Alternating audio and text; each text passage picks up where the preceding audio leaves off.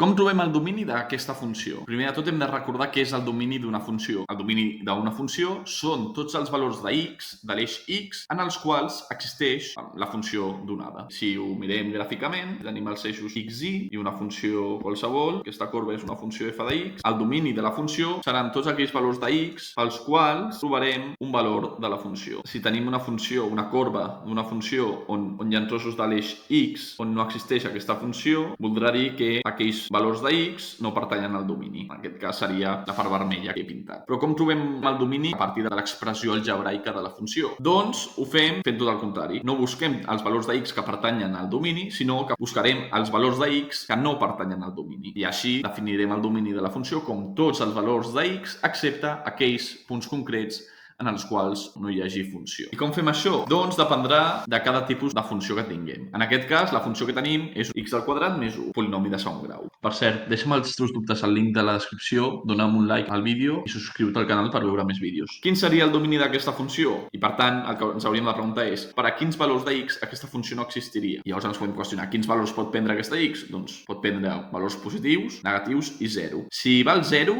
la x, com valdria la funció? Doncs valdria 0 al quadrat més 1. Existiria, sí? Sempre que trobem que substituïm la x per un valor numèric i trobem que la funció val un valor numèric, això vol dir que existeix. Què passaria si fos un número negatiu? Per exemple, el menys 1. Menys 1 al quadrat, més 1, i menys 1 al quadrat és 1, més 1, 2. També existiria. I si la x valgués un número positiu, per exemple, el 5, també existiria. Però clar, hi ha infinits números negatius i positius. Hi hauria algun número negatiu o positiu pel qual la funció no existís? No és qüestió d'anar provant un per un, òbviament, sinó que és qüestió de pensar-ho. Per molt gran que fem la x en els números positius, la funció l'únic que farà és fer-se més gran. Per tant, per a x més gran que 0 existirà f de x. I per a x negativa, com la x està al quadrat, tots els números en negatiu donaran el mateix resultat numèric a la funció que si aquell mateix número el posem en positiu. Per tant, per qualsevol valor negatiu de x, la funció també existirà. Per tant, amb això veiem que si la funció és un polinomi, en aquest cas un polinomi de segon grau, existirà la funció per a tots els valors de x. I per tant, en aquest cas podrem dir que el domini d'aquesta funció són tots els reals.